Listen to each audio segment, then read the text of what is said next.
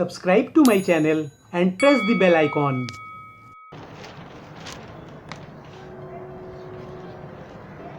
Hello friends, how are you? आप लोग कैसे? सब ठीक ठाक, सब बढ़िया। आपका दोस्त सोमेन घोष फिर प्रेजेंट हो गया। फ्रेंड्स, पिछले पार्ट्स के अंदर आपने देखा था कि हमने किस तरह का पतंग सिलेक्ट किया, हमने किस तरह से पतंग में टेप लगाया, हमने किस तरह से मांझा सिलेक्ट किया, हमने किस तरह से सद्दी सिलेक्ट किया।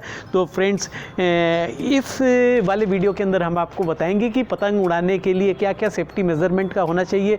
हर स्पोर्ट्स में कुछ ना कुछ सेफ्टी मेज़रमेंट होता है। जैसे अगर आप हॉकी खेलते हैं तो आपको नी कैप वगैरह पहनना और एंकलेट्स वगैरह पहनना या स्पाइक बूट्स पहनना, ये सब ज़रूरी होता है। और क्रिकेट अगर खेलते हैं तो उसके अंदर भी आप लोगों के बहुत सारे गार्ड्स वगैरह यूज़ होते हैं। तो इसी तरह से जो है पतंग उड़ाने के लिए भी काफ़ी सारे सेफ्टी मेज़रमेंट होते हैं। तो मैं आपको उसको बताना चाहूँगा कि किस किस तरह के सेफ्टी मेज़रमेंट होते हैं। तो फ्रेंड्स, सबसे पहला जो सेफ्टी मेज़रमेंट होता है, मैं उसके बारे में आपसे बात करना चाहूँगा। सबसे पहले आपने इस तरह का टेप लेना है और ये फैब्रिक टेप होता है और ये किसी भी केमिस्ट शॉप में मिल जाता है। ये फैब्रिक टेप होता है, कपड़े का टेप होता है।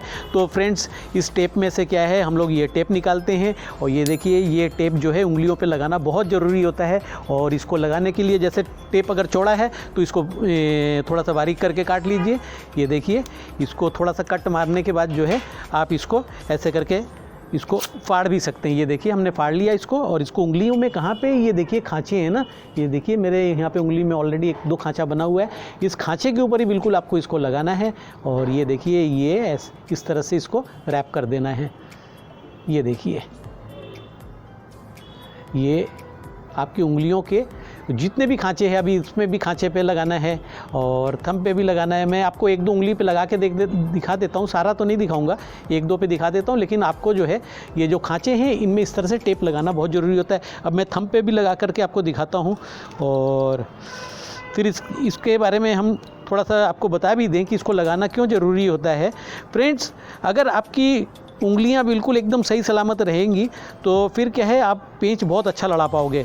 लेकिन अगर आप इनको नहीं लगाओगे, अगर आपकी उंगलियां कट गई तो आपका माइंड जो है डिस्टर्ब होता रहेगा, आप परेशान रहोगे, आप अपनी बार बार उंगलियों को देखते रहोगे और इस करके जो है आप अच्छा पतंग नहीं लड़ा पाओगे।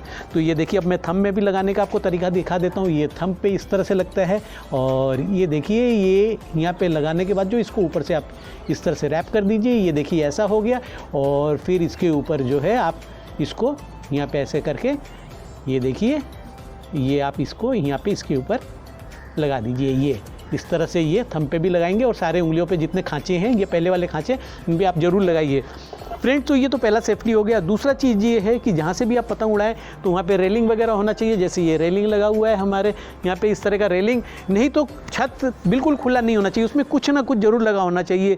चाहे उसमें आप पाइप लगा हो, चाहे आपका रस्सी से बंधा हुआ हो, चाहे आपका उसमें लोहे की पत्तियाँ वेल्ड की हुई हो। जैसे हमारे घर पर ऊपर वाले छत पर हमने लोहे की पत्ती वेल्ड कराई हुई है। तो इस तरह का जो है आपने ज़रूर देखना ये है कि आपका छत बिल्कुल खुला हुआ नहीं होना चाहिए। और जिस समय आप पतंग उड़ा रहे हैं तो आप ये भी देखें कि आपके घर के बिल्कुल आसपास जो है हाई टेंशन वायर नहीं होना चाहिए। जैसे 11-11 हज़ार वोल्ट के करंट वाले वायर्स भी पास होते रहते हैं, वो बिल्कुल नेकेड होते हैं। उसके ऊपर जो मांझे का अगर कांटेक्ट आ जाएगा तो आपको करंट लग सकता है। या बारिश हो रही होगी, बूंदाबांदी हो रही है, या तो काफ़ी सारे क्लाउड्स हैं आसमान में, या क्लाउड बर्स्ट हो रहा है, तो तब भी आप छत पर चढ़ करके पतंग बिल्कुल मत उड़ाइए। और अगर हवा का डायरेक्शन सूरज की तरफ है तो इस तरह का काला चश्मा लगाइए, जैसे मैंने लगाया हुआ है। तो सूरज की तरफ हवा का डायरेक्शन होने से ही जो आप काला चश्मा लगाइए। अगर सूरज की तरफ हवा का डायरेक्शन नहीं है तो फिर आप इस तरह का चश्मा मत लगाइए। और अगर विंटर में भी उड़ा रहे हैं तो हो सकता है आपको लगाने की ज़रूरत ना पड़े, क्योंकि विंटर में जो है सूरज की रोशनी इतनी ज़्यादा तेज़ नहीं होती है। तो लेकिन समर में होती है। जो लोग 15 अगस्त में पतंग उड़ाते हैं उनके लिए इस तरह का काले चश्मे का होना बहुत ज़रूरी है। फ्रेंड्स, इसमें आपका जो ये सेफ्टी मेजरमेंट में एक चीज़ और भी मैं इंक्लूड करना चाहूँगा, वो ये कि जो सन स्क्रीन वगैरह है, अगर आप गर्मियों में पतंग उड़ाते हैं ना, जैसे जो लोग विश्वकर्मा पूजा या आपका 15 अगस्त में पतंग उड़ाते हैं, ये गर्मियों में आता है ये त्यौहार ज़्यादातर, तो उसमें सन बर्न होने के चांसेस बहुत रहते हैं। तो उसमें आप सन स्क्रीन, सन गार्ड्स वगैरह जो मिलता है तो उसको आप लोग ज़रूर अपने पूरे फेस में और बाजू वगैरह में लगा सकते हैं। तो ये भी एक इसका सेफ्टी मेजरमेंट होता है। तो फ्रेंड्स, मेरे से कई बार लोग पूछते हैं कि आप कौन सा सन स्क्रीन वगैरह लगाते हो। तो फ्रेंड्स, मैं आपको बता दूं कि मैं कोई सा भी सन स्क्रीन नहीं लगाता और जो है मैं ऐसे ही हूँ, बचपन से ऐसे ही पतंग उड़ाता हूँ, बस मस्ती करता रहता हूँ। मैं इसी तरह से ही जो है मैंने कभी भी सन स्क्रीन वगैरह का यूज़ नहीं किया। फ्रेंड्स एक चीज़ आपको जो मैं सबसे ज़्यादा जो इम्पोर्टेंट है, जो सबसे ज़्यादा और जिसको लेकर के हमारे हिंदुस्तान की गवर्नमेंट, पुलिस, हर डिपार्टमेंट और सभी लोग बहुत परेशान हैं, वो है चाइनीज़ मांझा। फ्रेंड्स आप कभी भी चाइनीज़ मांझा मत यूज़ करना। बेशक आपको अगर अच्छा मांझा नहीं मिलता ना तो आप पतंग मत उड़ाना, आप अपनी पतंग सदी से उड़ा करके अपने पड़ोसियों से कटा लेना। लेकिन आप प्लीज़ प्लीज़ प्लीज़ मैं रिक्वेस्ट करता हूँ आपसे कि आप लोग चाइनीज़ मांझे का इस्तेमाल बिल्कुल भी मत करना और किसी भी किस्म की प्लास्टिक और नायलॉन मांझे का भी इस्तेमाल मत करना। और एक मांझा और भी बहुत डेंजरस आया हुआ है मार्केट में, वो है मेटालिक पाउडर कोटेड मांझा, इसको भी बिल्कुल मत यूज़ करना। आप लोग बिल्कुल 1 2 3 का ही मांझा यूज़ करना, जैसे ये सारे 1 2 3 के मांझे हैं और ये बहुत सेफ़ है। फ्रेंड्स एक्चुअली क्या होता है कि चाइनीज़ मांझा जब कोई बाइकर बाइक चला करके जाता है तो जब चाइनीज़ मांझा उसके गले से टकरा जाता है या किसी पक्षी से टकरा जाता है तो चाइनीज़ मांझा जो है टूटता नहीं है। लेकिन हमारा जो इंडियन मांझा है, ये 1 2 3 का मांझा जो है गले पे लगते ही फट से एकदम टूट जाता है। आप ये देखिए, ये रगड़ लगने से पहले ही जो है ना ये टूट जाएगा।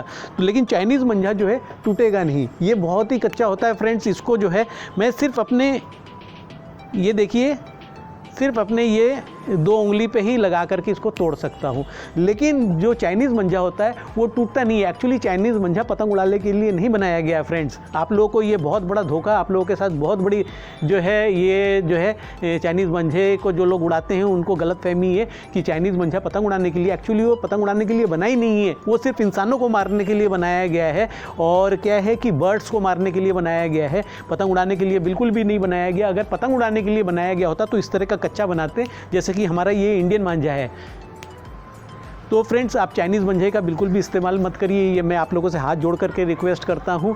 और आप लोग अपना इंडियन मांझा, और इंडियन मांझा में भी सिर्फ 1 2 3 का ही मांझा यूज़ करिए, 6 कॉर्ड का यूज़ करिए, ये बहुत सेफ़ है, ये 99% सेफ़ है। और बाकी इसके अलावा चाइनीज़ मांझा तो 101% अनसेफ है। और इसके अलावा कुछ पांडा मांझा भी बहुत अनसेफ होता है फ्रेंड्स, उसको भी बिल्कुल आप लोग मत यूज़ करिए। तो ये तो मैं सेफ्टी के बारे में आप लोगों को बता दिया। और पतंग उड़ाने के फ़ायदे क्या होते हैं वो भी मैं आपको बता दूँ। फ्रेंड्स पतंग उड़ाने से क्या होता है कि आपकी बॉडी बहुत फ्लेक्सिबल होती है और आपके अंदर गजब का स्टेमिना आ जाता है।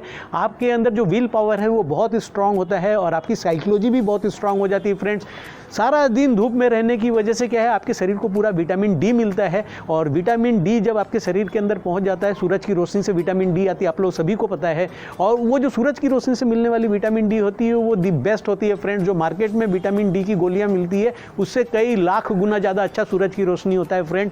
और आपकी आँखों की जो रोशनी है वो भी बहुत अच्छी हो जाती है। पतंग उड़ाने वालों की आँखों की रोशनी इसलिए अच्छी हो जाती है क्योंकि जब आप एक पतंग उड़ाते हैं, जब आप अपने बिल्कुल पास से पतंग उड़ा करके जाते हैं तो पतंग जब आप 1 गज दूर पे उड़ती है तो पतंग आपको इतनी बड़ी दिखती है, लेकिन पतंग जब उड़ करके दूर चली जाती है तो यही पतंग बिल्कुल छोटी सी दिखेगी। तो आपका आँख जो है उसी हिसाब से कॉन्सेंट्रेट करता है और इस कॉन्सेंट्रेशन की वजह से आपकी आँखों की रोशनी बहुत अच्छी हो जाती है। ये सब फ़ायदे जो हैं पतंग उड़ाने की वजह से। इसके अलावा जो एक और भी बहुत बड़ा फ़ायदा है, जो डायबिटिक एंड ब्लड प्रेशर के पेशेंट्स होते हैं उनके diabetic and blood pressure patients के लिए भी ये बहुत अच्छा होता है क्योंकि ये एक फिजिकल एक्सरसाइज भी होता है और उससे जो है उनका जो डायबिटीज़ एंड ब्लड प्रेशर वगैरह ये सब कंट्रोल में रहता है। और इसके अलावा इससे डाइजेशन की पावर, जब आप सारा दिन छत पे खड़े होकर या मैदान में खड़े होकर पतंग उड़ाते हैं तो एक जगह खड़े होकर के जब आपका पतंग उड़ाना होता है तो उससे आपकी डाइजेशन पावर बहुत स्ट्रांग हो जाती है फ्रेंड्स। तो मैंने ज़्यादातर देखा है कि जो पतंग उड़ाने वाले बंदे हैं ना वो बहुत ही फिट एंड फाइन रहते हैं। तो फ्रेंड्स मेरा ये वाला पार्ट कैसा लगा ज़रूर कमेंट बॉक्स में आकर के बताना। और बहुत जल्दी हम आपको अगले पार्ट के अंदर मिलेंगे और उसमें काइट फाइटिंग कैसे करनी चाहिए, छतों पे से कैसे काइट फाइटिंग होती है तो उसके बारे में बताएंगे। तो इस वीडियो को तो लाइक कर देना और अपने फ्रेंड्स के साथ शेयर भी करना और मेरे चैनल को सब्सक्राइब करना बिल्कुल मत भूलना। मेरे चैनल का नाम है काइट फ्लायर सोमेन घोष, यही नाम है। Thank you friends.